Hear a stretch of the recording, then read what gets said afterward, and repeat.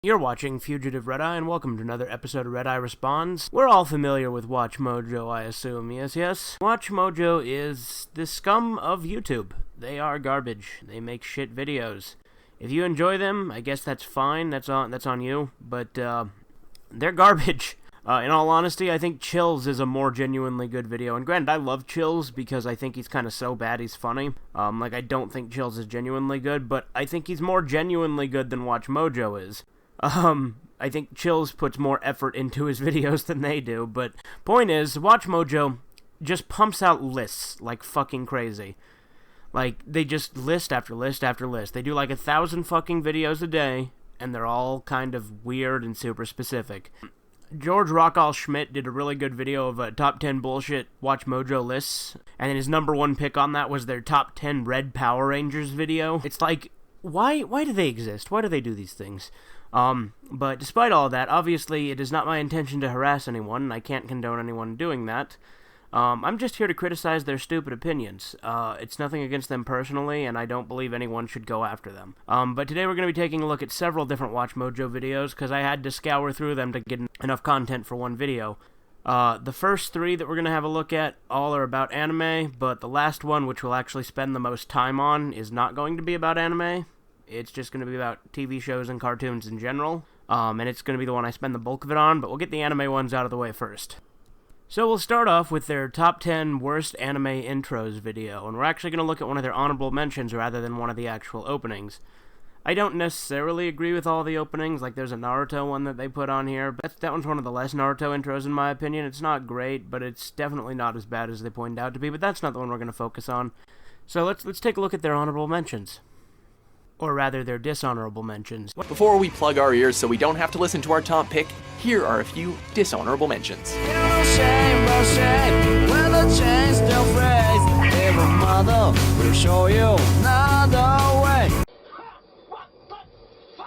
What the hell's wrong with that intro? It's fine. Admittedly, I will admit that the first time I saw it, I didn't think it fit the show that well, but it really grew on me. Pen Pals is a great intro, and if you disagree, fuck you. No, I honestly don't see what their problem is with that one. And obviously, they don't elaborate on it since it's only a dishonorable mention, so all I can really say is I disagree wholeheartedly, and it's a good intro, so fuck off. The next one we'll be taking a look at is top 10 moments that ruined an anime. The chronological orders of some of the storylines are swapped around, essential character development for Kaneki is either rushed or just skipped, and the anime even had him joining the organization that had him tortured as opposed to forming his own separate group. Okay, sure, welcome to anime adaptations. I don't think any of that ruined the anime. In fact, I actually quite liked the second season. I know that's maybe a controversial opinion, but I liked it quite a bit when he joined up with the enemies.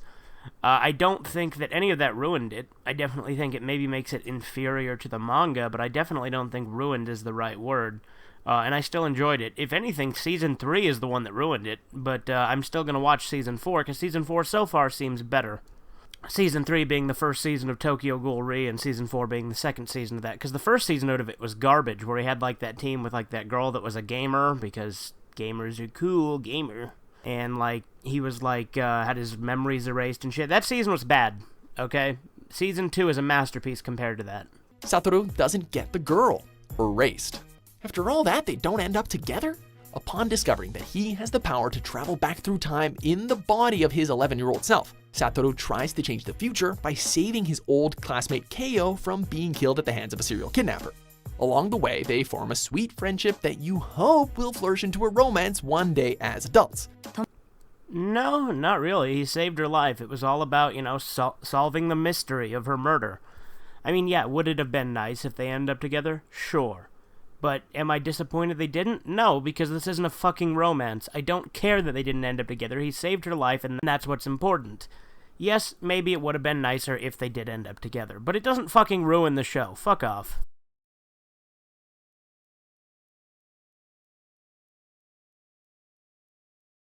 Death of L. Death Note. The battle of wits between Light and L was the crux that made this supernatural drama series so engrossing to begin with. Contrasting views of justice, both were embroiled in a deadly game of cat and mouse, which eventually comes to an end when Light manages to win the day by killing his greatest adversary. However, as expected, L has a backup plan in the form of his successors, Near and Mellow. And yeah, they kinda sucked, right? Okay, so while I will fully admit that Death Note does take a nosedive in quality after the death of L, I don't think it ruins the show. It never becomes straight up bad. Do I like Near? No. Do I like Mellow? Actually, yes. Mellow's actually fairly entertaining. But I don't really care for Near. And, obviously I do think that there are some issues with the Near and Mellow arc. But the show picks up and becomes strong again as soon as Mikami is introduced. Once Mikami is introduced, the show becomes much more interesting. Not to mention, I like the whole mafia plot with Mellow kidnapping Light's sister and all that stuff, so no, I don't think this ruined the show. I think maybe it's not as good as, like, when L was in it. Obviously, Near is a poor substitute, but Mellow and Mikami, I think, make up for that. Even though Mellow's not exactly the greatest, he's interesting enough. Alright, the last anime one we're going to talk about, and the one that's going to get me the most salty, is their top 10 worst anime of 2018 so far.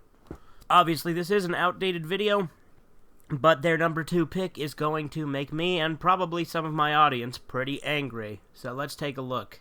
In terms of abhorrence, these anime are going for gold. As you can see, they're being very much negative about these. They really don't like these series. So when I get to their number 3 pick, just keep that in mind. Number 3, Cutie Honey Universe. Bart, you're not just wrong, you're stupid. And you're ugly, just like your mum. Devilman Crybaby proved that Go Nagai's work can still resonate with audiences to this very day. Yes, but I think Crybaby is actually a much worse adaptation than Cutie Honey Universe is. Don't get me wrong, I fucking love Crybaby, but Cutie Honey Universe is way better than Devilman Crybaby. Like, maybe that's a controversial opinion, but Crybaby had a lot more issues than Cutie Honey Universe did. Issues with pacing, issues with major elements getting removed, trying way too fucking hard to modernize it, and things like that. Not to mention my own personal dislike of the Crybaby art style, which I know is a very popular art style, but I don't like it because I'm kind of a Go Nagai purist, and at least Cutie Honey looks like it should. As such, a fresh addition to his light-hearted, sensual classic series was more than welcome. After all, there are so many directions it could take, so many undertones that could be brought to life. Alas, none of that comes to pass, as all we get is a disappointing and uninspired remake that just churns out the fanservice without any charm to go with it. So you're complaining about fan service. Welcome to fucking Cutie Honey. Have you ever seen Cutie Honey before? Not to mention he's acting like it has no substance because it's a remake. Well, Crybaby is also a remake because it's a readaptation of the manga. So what's the fucking difference? Also, he acts like there's no, like, depth or anything like that, which there fucking is. It still has the tragedy. Admittedly, there is kind of a reset button-y thing towards the end that I don't like. But for the most part, it does still stay faithful to the original, and it's very sad for the most part. See Honey at her best, load up an episode of Re-Cutie Honey, and stay far away from this. Although I do really like Re-Cutie Honey, I think the Cutie Honey Universe is better. Cutie Honey Universe is my second favorite Cutie Honey anime, my first being New Cutie Honey. Also, another thing that I want to point out with the depth of Cutie Honey Universe is Cutie Honey Universe gives a lot of character development to Panther Claw members, particularly Tarantula Panther, and gives her a very good, deep backstory, which is not present in any other version, so I really like that. So to act like it has no substance and nothing new to add, then you're just wrong. Not to mention, it gives Sister Jill a whole new character arc where she's a double agent and there's all this cool stuff like that. So no, you're wrong. It's good. It's actually one of the best animes of 2018, and in my opinion is better than Devilman Crybaby. Okay, now on to the one that's going to take up the bulk of this video, Top 10 TV Creepypastas. As you will see through this, most of these are not creepypastas, they're actually theories, and a lot of them are bad. And yeah, let's jump into it. Number 10. Garfield hallucination theory, Garfield. One of the few entries on our list with a leg to stand on. You poor little kitty cat. The story says that Garfield is actually a stray cat who's suffering from hallucinations due to extreme starvation. The supposed evidence of this theory is a short, one-week comic strip that Garfield cartoonist Jim Davis created at Halloween 1989. Well, that's not a creepypasta, it's a theory, and no, just no. Okay, like, it's one of the laziest kinds of theories. It's like, oh, it was all in the main character's head, which, you know, sometimes they hold water, but there's a lot of these. And, like, they base it off, oh, well, there was this comic one time where he was alone and Odie and John were gone. That doesn't prove the theory. The only time those theories ever work is if there are actual evidence. That's a one-off comic, and it doesn't prove anything. He's just a dog. Courage the Cowardly Dog. Similar to the Garfield hallucination theory, the creepypasta revolving around this animated horror comedy alleges that Courage the Cowardly Dog takes a very different approach to an animal's view of the world. Okay, it's literally the exact same theory almost, but it's like, oh, all the monsters are fake, Courage is a normal dog, and he hallucinates all this stuff. Again, not a creepypasta, it's a theory. Sure would be cool if there wasn't a ton more theories on here, wouldn't it be? Number 8. Scooby-Doo Post-Depression Theory, the Scooby-Doo franchise. Hey, you remember when I said that it would be really cool if the rest of these weren't theories? You weren't listening, were you? So yeah, essentially they say Scooby-Doo could take place in the post-Great Depression where businesses are struggling, etc., etc. Whatever, could be, but it's a theory, not a creepypasta. It's not even scary, most of these aren't. And so it should not be on this fucking list. If anything, it should be on top 10 cartoon conspiracy theories, which is a different video they have. Number 7. The cul-de-sac is purgatory. Ed, Edd, and Eddy. No. Okay, it's fucking not. Again, this is another theory. Not a fucking creepypasta. It's a bad theory. It's one that I've seen multiple times that is fucking retarded. First off, Ed, Edd, and Eddy is very much based on the childhood of Danny Antonucci. That's the whole point. One of the arguments a lot of people use, I don't think WatchMojo does here. But if they do, I don't know, because I always skim through these videos. I don't like to watch them in their entirety. They're really bad. But one of the arguments a lot of people use is they say there's no adults in the show, which is simply not true. You can see the arm of Eddie's dad, Ed's aunt, and you can see Eddie's brother, who is presumably an adult. So, I mean, granted, that wasn't until the finale, but still. Ed's, all the arms of the adults you can see in Season 5, so, it's just wrong. This isn't purgatory, okay? And, one of the theories that people say about this, again, I don't think WatchMojo makes this point, is that all of the characters have characteristics that revolve around how they died or something, which is fucking stupid and doesn't make sense, and is just grasping at straws. Because they say, oh, Kevin died in a bike crash, and that's why he always has his bike. Which he doesn't always have his bike.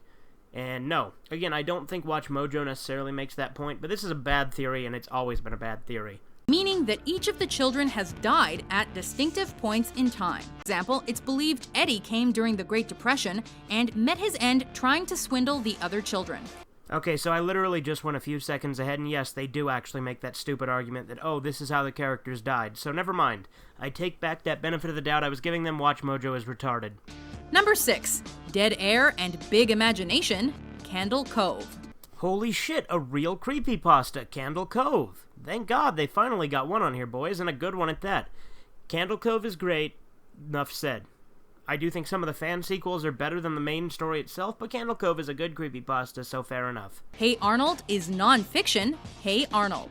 Okay, this one's garbage for many reasons. Number 1, again, it is not a creepypasta, and number 2, it's because the main creator of Hey Arnold based Arnold on a real person. That does not make it non-fiction. That makes the character have a basis on a real person, but it is not non-fictional, because there's a lot of crazy shit that happens in Hey Arnold that is not real. Yes, it's a fairly grounded show in reality, but no, it is not non-fiction, no matter how true to the events it actually is, because it's not literally a retelling of this kid's life. It's just a kid that is based on a real kid. It's just like Kenny in South Park was based on the poor kid from Trey Parker's elementary school. It doesn't mean Kenny is nonfiction. It doesn't mean there's a kid out there that can die over and over again and survive. So fuck off, it's not nonfiction, this is stupid. Ash is in a Coma, the Pokemon franchise. Ew, you literally picked the worst one. Well, actually, no, you do pick the worst one later on, but we'll get to that. But this is one of the worst ones. The character was in a coma the whole time theory is one of the stupidest, laziest fucking theories that they come up with for stuff. And again, it is not a creepypasta. There's no basis for it, fuck off. Number 3, Squidward Suicide, Spongebob Squarepants. Well, look at that, boys, another actual creepypasta, isn't that something? This one... it's another creepypasta, I'll give you that. And everyone does highly regard it as one of the classics, but have you ever gone back and listened to it? It's nothing but cliches. It still holds a special place for me, obviously, because it's one of the OGs, but it's not great. It doesn't really hold up today, in my opinion. It's just generic, we saw this tape and there was gore.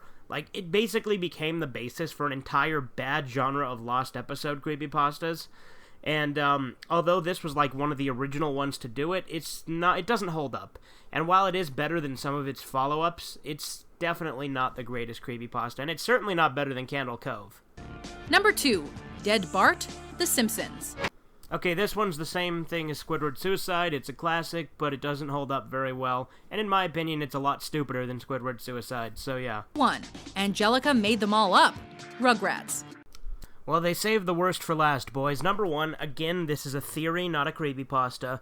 And number 2, in my opinion, it is the worst and stupidest cartoon conspiracy theory that exists. I fucking hate the Rugrats theory. It's fucking dumb and doesn't hold water. And let me tell you why. So it's like, oh, Angelica made them all up. All the babies are dead. Again, it always has to be, oh, they're dead. And no one wants to tell Chaz that Chucky's really dead because they feel bad for him, so they pretend that he's there, which is not true. So, first off, Angelica is not introduced in the first episode. The babies are. The first episode being the pilot, Tommy Pickles versus the Potty. Chucky is introduced before Angelica, as is Tommy and Phil and Lil. Chucky's not in the first episode, but still. In addition to that, Susie sees and interacts with the babies. Okay, so if she can see them, they're real. Angelica did not fucking make them up. Also, the parents interact with their babies all the time when Angelica is not in the show.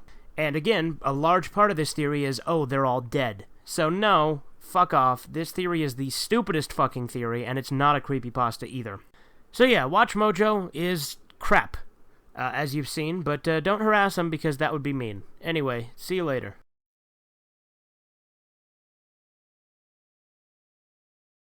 Subscribe to Fugitive Redeye.